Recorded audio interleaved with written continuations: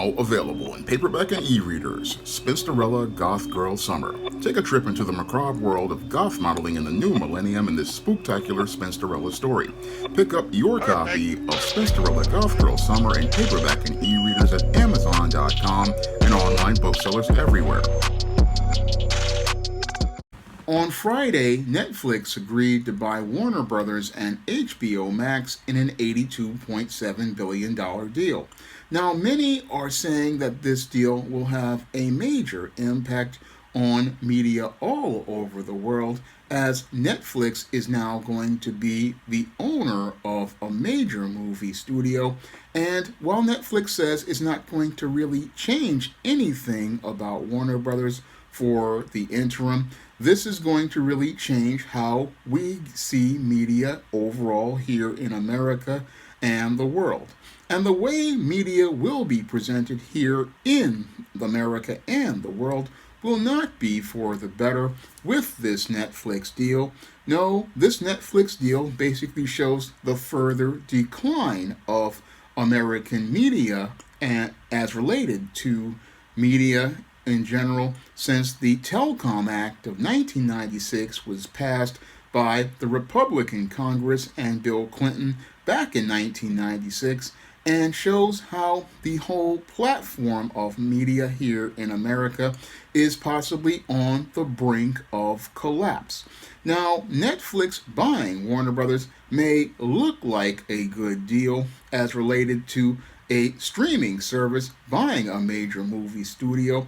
However, what I'm seeing from this deal, from my over 20 years of studying media, is how the entire media landscape is basically further imploding as related to it being no longer as competitive, with companies continuing to buy each other ever since the Telecom Act of 1996 was passed, because that's the thing that basically has damaged Hollywood's business model, is all of this consolidation. All of this consolidation has really destroyed competition, and Netflix basically buying Warner Brothers further destroys competition and further erodes the overall business model as related to film. Now, Netflix in and of itself deal with Warner Brothers reminds me of another deal between Big Tech and Warner Brothers that took place in about the early 2000s. Now, AOL back in the day went out here buying Warner Brothers, thinking that they were going to use their tech to go out here and expand into the world of film. And unfortunately, by about 2004, that deal basically wound up falling completely apart, and basically AOL had to divest from Warner Brothers, and Dick Parsons had to be placed in as the new Warner Brothers CEO in order to try to keep Warner Brothers stable. Now, this deal between Netflix and Warner Brothers really reminds me a lot of that really bad deal between AOL and Warner Brothers. And Warner Brothers really didn't come out of that deal in any way, shape, or form that helped it be a strong company. No, basically, this is where we started to see the start of the decline of Warner Brothers. That started with the purchase from AOL, and the company has been on a slow road of decline, even though it was making hits like the Harry Potter movies, the Dark Knight trilogy, and many other classic films. The overall state of the studio was one of weakness, because the studio at that time basically was continuing on a trend of being its own worst enemy, and the studio has been in a state of decline that has gotten progressively worse. I mean, Warner Brothers has basically gone through multiple owners since AOL purchased it. I mean, it's gone from being owned by AT&T to being owned by Discovery, And most of these people are basically buying Warner Brothers because they want to get a hold of the assets such as the movie studio and the large catalog of films and television shows. That's the reason why Netflix is basically going out here and purchasing Warner Brothers, is because they think that these assets have value, but what they really don't understand is that they've basically bought a lemon of a movie studio, and they've bought a catalog of depreciating assets, that are losing value as we speak. Because just like Disney with Fox, they went out here and bought Fox thinking they were going to get a bunch of assets, but what they were doing was further damage to the overall business model of Hollywood. So the damage further being exacerbated as related to the Telecom Act of 1996, and nobody's really looking at the big picture as related to the damage the Telecom Act of 1996 did to media here in America. Now, when it comes to media here in America, what really makes the studios money is competition, and the Telecom Act of 1996 basically eliminated competition because it allowed studios to have ownership of more than one TV station, more than one newspaper, more than one magazine, more than one radio station, and corporations began buying up TV stations, newspapers, magazines, and radio stations to be able to control the media here in America. But as they've tried to control the media, the power basically has slipped through their fingers, due to that Telecom Act of 96. They thought they were going to be able to gain complete control over the media, but what happened was, as they got greedy, they looked to try to make people change their viewing habits. They tried to make people change their viewing habits by making TV go digital in 2009, and that was the second mistake that they made, because as they looked to make TV go digital and make people stop watching TV on their analog TVs and buy digital TVs, what happened was people didn't buy the TVs, and that was the first blow to many major movie studios as related to television, their secondary market. That was the first major blow because, again, people, instead of buying new digital HD TVs, what they did was go over to their computers and they migrated over to the internet. And as people migrated over to the internet, they looked to go out and watch YouTubers online, and because YouTube was producing fresh content, and the studios basically couldn't produce fresh content at the speed a YouTuber could do, because most YouTubers can produce content every day, whereas a TV studio needs at least about a week in order to make an episode of a sitcom. This basically started the decline of American media because people's eyeballs were no longer on television, but they were starting to go over to the internet in larger numbers. And that was the first major blow to American entertainment, and that further got exacerbated as the 2010s went on. Now, as the 2010s went on, Warner Brothers continued to make boneheaded mistakes, like ending its DC universe in comic books in 2011, and that impacted their films. And as they looked to compete with the Marvel Cinematic Universe over at Disney, they wound up spending hundreds of millions of dollars on superhero movies in the so-called Snyderverse that flopped, and that started the further decline of Warner Brothers because the Snyderverse never took off and they took on huge losses. And as Warner Brothers wound up taking on losses, they were losing audience share, losing market share, and overall losing more customers at the time.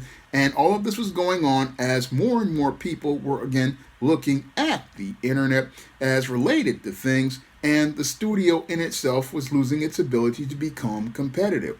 Now, this competitiveness is a major reason why Warner Brothers went into a state of decline, because the Telecom Act of 96 led to the formation of the Big Six, which has now become basically the Big Three as related to American media because these companies kept buying up each other.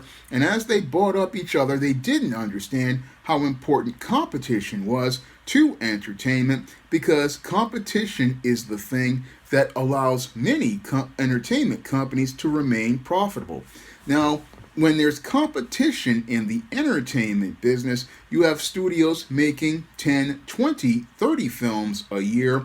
And as they make a lot of films, this allows them to be able to make films that are profitable over the course of a year and reach audiences all across the globe because the films are competing with each other. Unfortunately, what has happened as the Telecom Act has been put in place, studios have been buying smaller production companies, buying and destroying platforms that basically made them money, like direct-to-video and syndication, and they have been concentrating more of their profit plans for platforms like these big budget superhero movies and producing less films over the course of a year. And as they've been producing less films over the course of a year, they have had to invest more into these big budget movies and superhero movies, putting more eggs into one basket rather than having eggs all over the place. And that's basically hurt their bottom line, and that's what really did in Warner Brothers as a studio and has been doing damage to the other studios like the Comcast Universal and Paramount Global. All of these companies have been suffering because there is no competition, and since there's no competition, they're not releasing many films like they used to back in the day. Now, back in the day, you would get maybe, again, 150 films a year, and the films would compete from different studios at the theaters. And as they would compete at the theaters, what would happen is people would have variety, and the variety would give them reason to go to the theaters. And the theater was the core place that the studios made most of their money. But ever since the Telecom Act of '96 was passed and TV went going digital, people haven't had reason to go to the theaters as much because the studios weren't making as much films, and this got progressively worse as we got into the pandemic and we got habits broken once again. Now, the first time we got habits broken was when American government again decided to make TV go digital because of the lobbying from Hollywood, and as TV went digital, people migrated over to the internet. But as the pandemic started, people were broken out of their movie-going habit, and this further did damage to Hollywood because people were broken out of their habits, and as they were broken out of their habits, what happened is Hollywood thought it was going to make a bunch of money off streaming, so they started investing heavily in streaming, not understanding that streaming in and of itself was a third or fourth market because the core market for studios making their profits was the theater business, and the secondary market was home video with VHS. The third market was syndication as related to cable networks, and usually streaming was considered the fourth market, where they would just again make gravy off of this old content. But what has happened is that once we started to get into the streaming business, many people thought it would be the next big thing, not understanding that in entertainment, your money is made on the front end. That's always been the way it's been as related to entertainment. You always wanted to make your money at the theater, and this is where the deal between Netflix and Warner Brothers is a basic disaster because there's no real support for the theaters who have been suffering since the pandemic. Now, the theater business is again the bread and butter of the movie business, and if you can't make money at the theaters, then you're not going to really recoup the cost as related to these films whose budgets have been getting higher with each passing year because they are no longer making that group of movies that people would call the middle budget movies, like the romantic comedies, the dramas, the little low budget indie films or the low budget sci-fi films. This is where where the core of Hollywood's money was made, because they didn't really just rely on the blockbusters. No, any smart studio executive, they usually relied on a whole group of movies in order to make profit over the course of a year. No, they didn't rely on what they call the tentpole movie, like a superhero movie alone. No, they usually had a combination of movies, like they would hope maybe a big budget would do well, but if that didn't do well, they could always count on these comedies or one of these type of movies. But ever since the 2010s, what has happened is because we have lost a lot of studio executives who knew the business, and we've gotten a lot of tech nerds and a lot of guys from Silicon Valley into the business, and a lot of these social justice activists basically in executive positions. These people have been greenlighting projects that really are not ones that are viable at the box office, and a lot of them just make films that again fit their view of the world, or they go out here and look to going and pushing social justice agendas.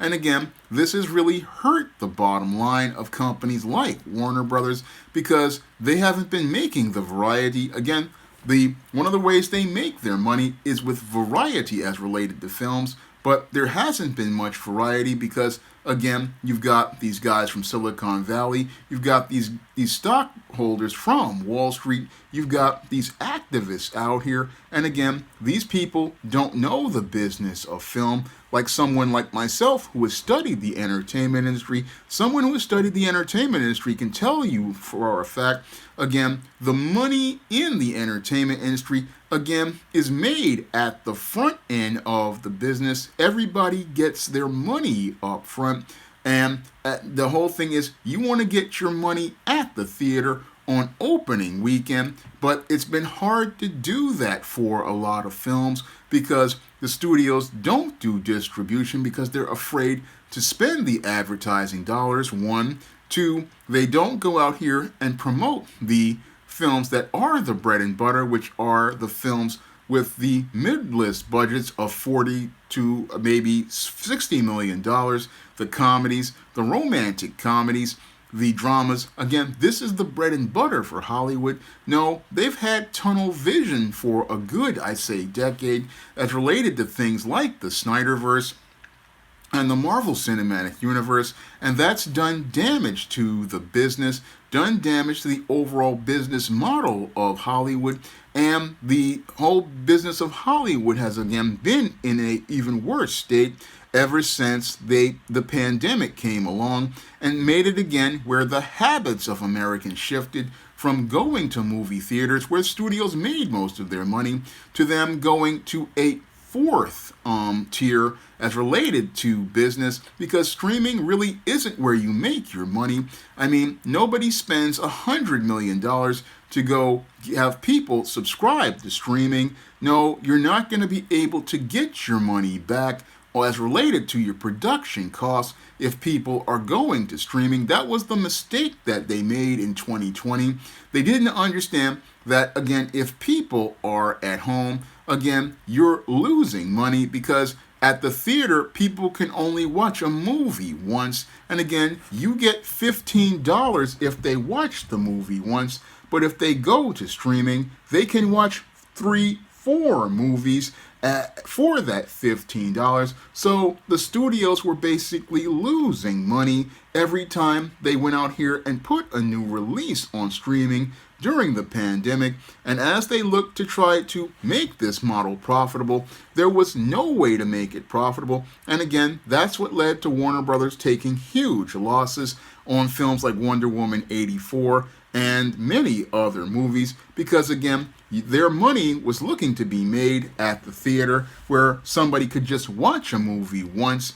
But when you have people who have to watch, they can watch 4 or 5 movies, again, brand new, and get the movies for free. It's no different than a guy sneaking in the theater back in the 1980s and going to another theater to watch a movie without a ticket, something a lot of folks did back in the 80s.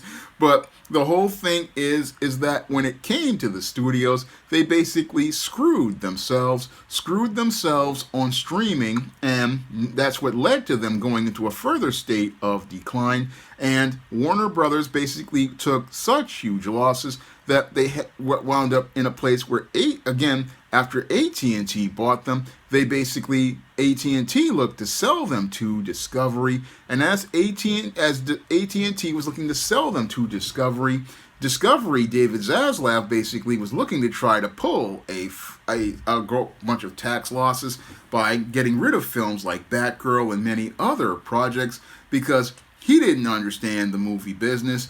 And now Warner Brothers is basically at a point where after the Superman movie basically failed at the box office, David Zaslav wants to put it up for sale so that the stockholders can basically get some sort of return as related to their money. But the purchase by Warner Brothers by Netflix is not a good thing. Not a good thing for Netflix because Netflix basically is thinking, oh, we've got this movie studio, but they've got a lemon of a movie studio. They've got a lemon of a movie studio that has had 40 years of problems because the people who work there are their own worst enemy. Warner Brothers basically is a company that basically has been making mistakes ever since the days of Richard Donner and Superman 2, and basically has been getting in its own way.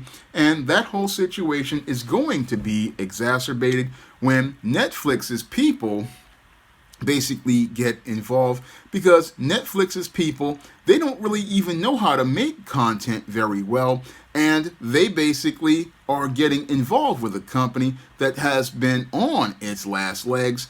And that's why I have to say that this deal is a bad deal for overall American entertainment, because it basically, you have a company that really hasn't been run well for a good 30 years as related to entertainment. Yeah, they've had a few hits like Harry Potter and Batman movies, but they haven't been doing well for a good decade or so.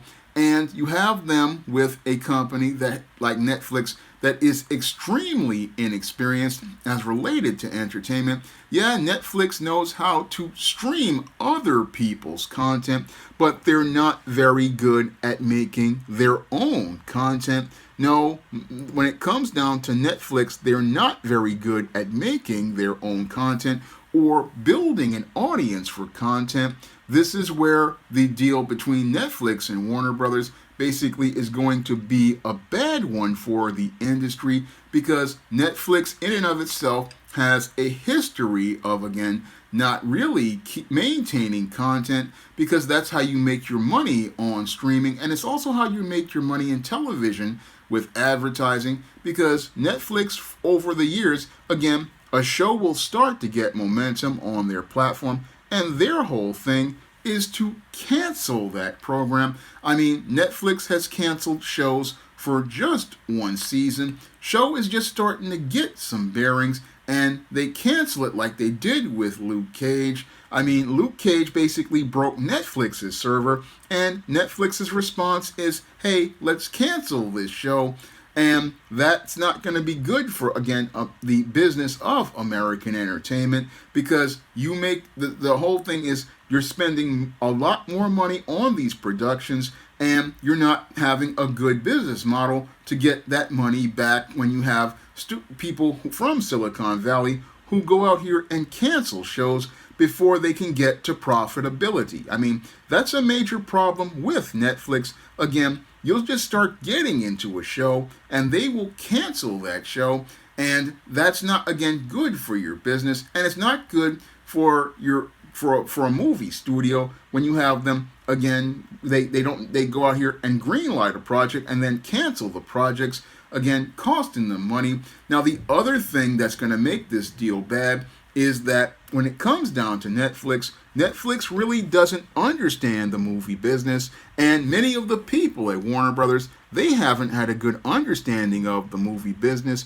for a good, I'd say, about 15, 20 years. I mean, many of these people, again, these activists, these social justice warriors, they're not like the old studio executives who understand you need variety. No, they grew up in a culture of let's make one tentpole movie like a Superman and hope for the best, but that's not how you run a movie studio.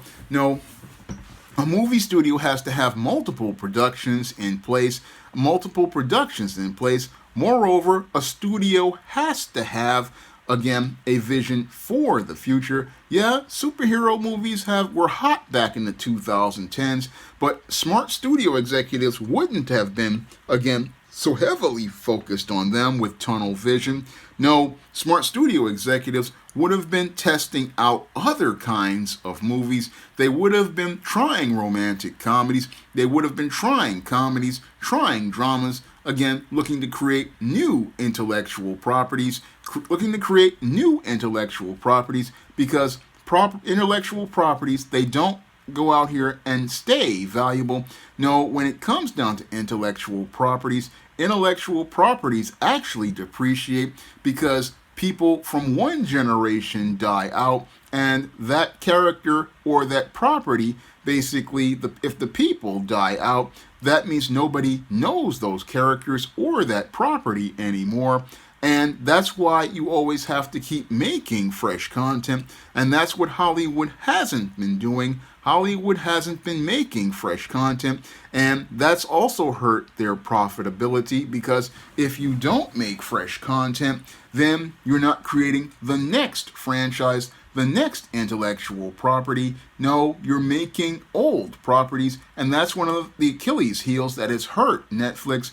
And they're thinking they're going to be able to rely on the old catalog of Warner Brothers movies to be able to maintain their streaming service. That's the reason why they bought Warner Brothers. They thought, oh, we'll buy their catalogs to have on our streaming. But what they've basically bought is another lemon, because those are depreciating assets. Those are depreciating assets that are on platforms like HBO Max. Basically, you've bought a whole catalog of depreciating assets that are going to lose value over time, because most of the boomers who know those films are dying. Many of the Gen Xers, like myself, are in their 50s and are starting to age out as related to entertainment. Many of the millennials are in their 40s, and this is not a forward plan. No, not a forward plan, because again,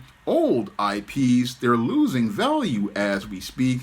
And this has been the thing that many in the entertainment industry don't understand. Again, these assets depreciate in value because as kids, as people get older, the people who knew an IP, they basically are getting older, and this is why these IPs become grandpa properties that basically young audiences don't care about. And Warner Brothers and many studios have neglected the younger audience, who basically are the biggest money makers for the studios. The studios make most of their money on young people. That's where a lot of these studio heads today from Silicon Valley, they don't understand this is a youth-based business and a risk-based business. These are two things that are core to Hollywood, and Netflix buying Warner Brothers is not a good thing, because again, you've got inexperienced people from Netflix thinking that they can run the movie business like AOL thought they could do from Silicon Valley. You've got people at Warner Brothers who really are not good at making good business decisions. And again, this is going to affect the overall business in Hollywood, which has been in a bad state, that was exacerbated not only by the pandemic, but by those writers' strikes and those actors' strikes. And again, the number of jobs basically has gone down. The number of jobs have basically gone down as related to production, and that's not good, because again, when it comes to the studios, you need to have multiple productions in place in order for a studio to make money. And again, you need the right type of productions that usually focus on youth. And Hollywood really hasn't focused on youth because many of these CEOs from Silicon Valley basically are nerds, and again, they don't really understand, yeah, Denzel Washington and Halle Berry, again, they were big names in the 90s, but these people are 70 years old, 58 years old. Many of these people we knew in the 90s are basically old, and it's time to start making some movies that are smaller budget. Time to make movies with younger people in them, like Sydney Sweeney.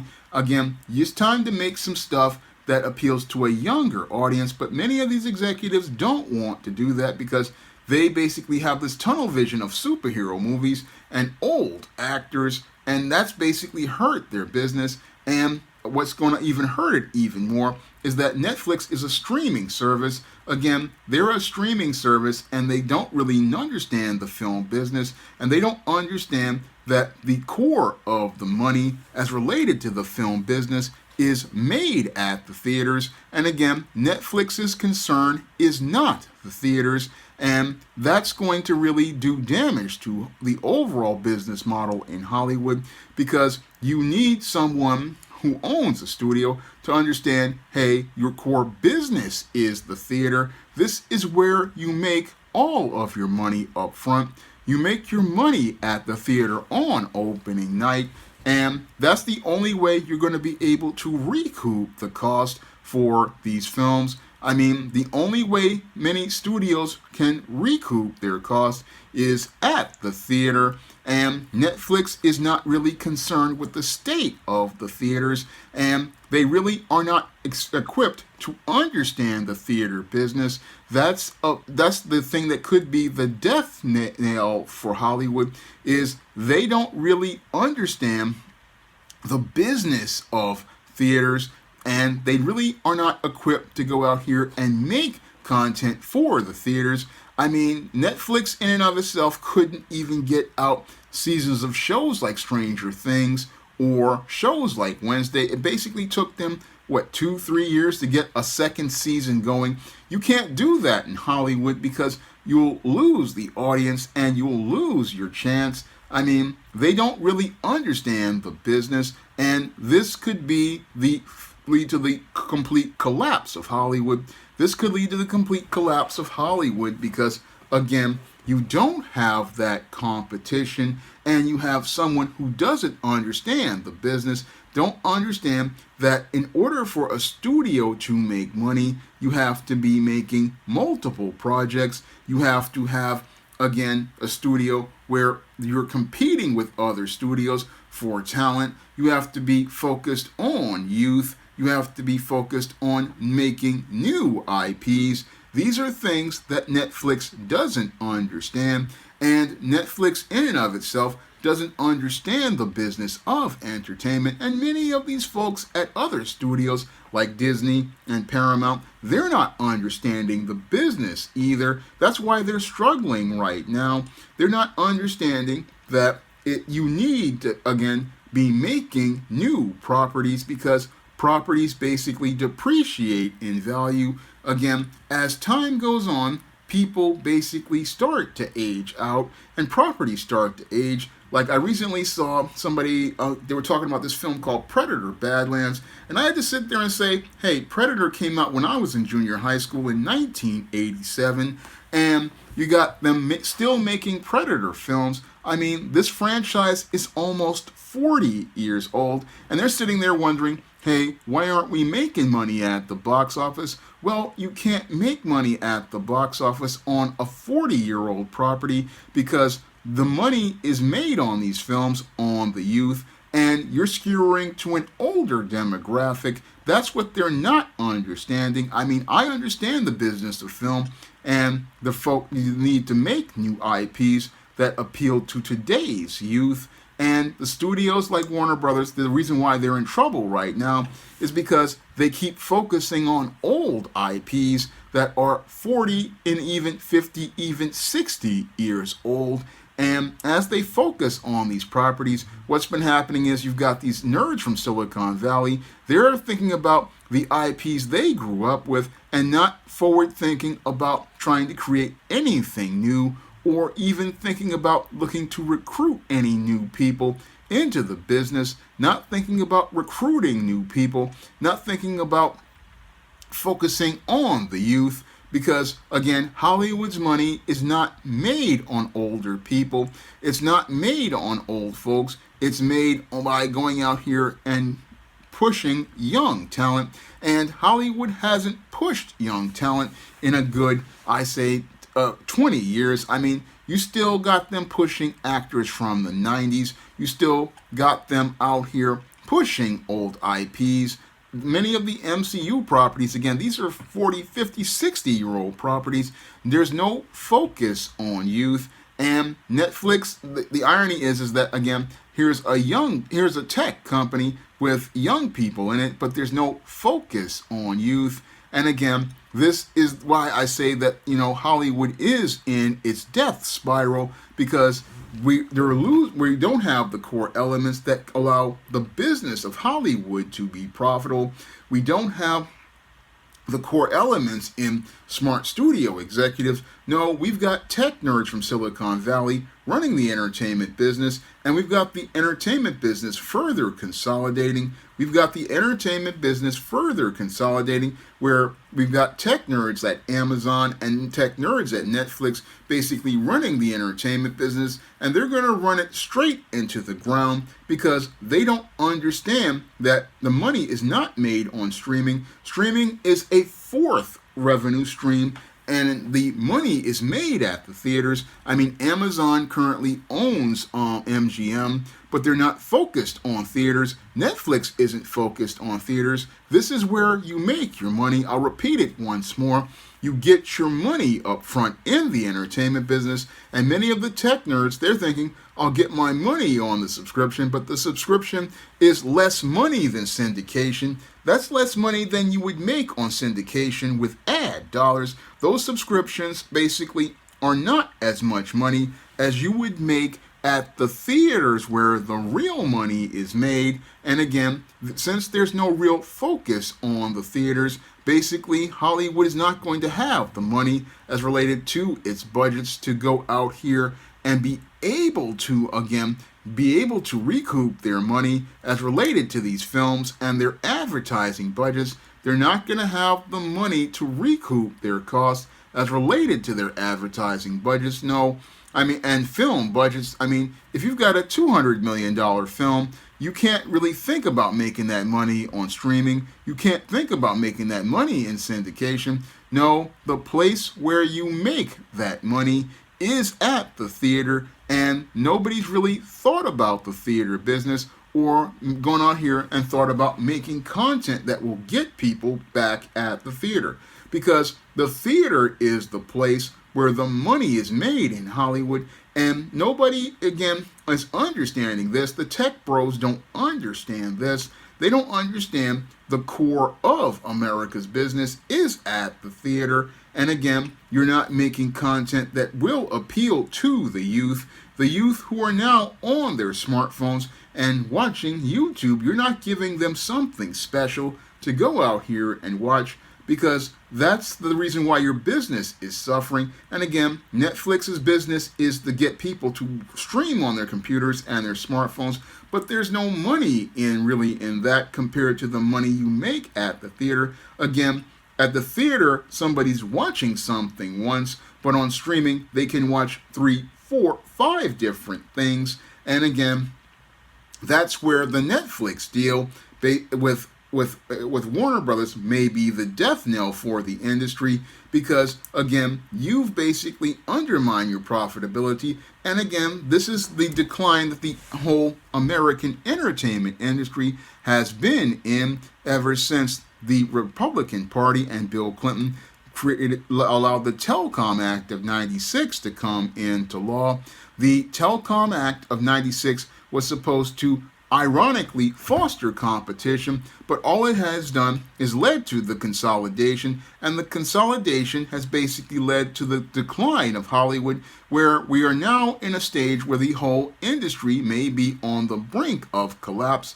I mean, Hollywood in and of itself may be on the brink of collapse because many of these studios, like Paramount Global, which was bought by a billionaire, are on their last legs because they don't know how to produce content. They don't know how to compete. They don't know how to, again, make just frequent content, because one of the things I've learned as a content creator is that you have to have frequent content because content is king. And again, content is king, and you need to have content focused on the youth. But many of these studios, they don't know how to do that anymore. All they know how to do is make, again, superhero movies that appeal to nerds and the guys in Silicon Valley, or they make art house crap, or they don't know how to make films for the rest of the country, and they don't know how to make stars out of young people. And again, Netflix has not been good at any of this in and of itself. They're not good at making good shows and keeping them on the air. And having this company with Warner Brothers means that this company is not going to grow, but it's going to further fall apart because they don't have the fundamentals together. And this deal, again, I'm believing it's going to be one of the worst deals since AOL bought Warner Brothers, and may be the deal that starts the complete collapse of the overall entertainment industry in America. Now, if you want to pick up some of my books on the SJS Direct imprint, you can find books that I've done talking about Hollywood, like All About Marilyn, my screenplay, or my TV series, All About Nikki. You can find those on Amazon.com. And you can find a lot of my action-packed fantasy fiction, like the ISIS series, the Esteem series, the John Haynes series, the books of the Spinsterella trilogy, a goth trilogy, and my Black sorority novel, Thetas, and my Black vampire novel, Eternal Night. You can find all those books on Amazon.com in paperback and Kindle format. You can also find them at other online booksellers like Drafted Digital, Google Play, Barnes & Noble, and big box retailers like Walmart and Target. And if you'd like to see me make more videos talking about the entertainment industry, you can drop a donation to the Patreon, the PayPal, or the Cash App by clicking the links in the description box. That's all I have to say for this video. You can comment, rate, and subscribe. Now available in paperback and e-readers, John Haynes, A Thorn in My Side.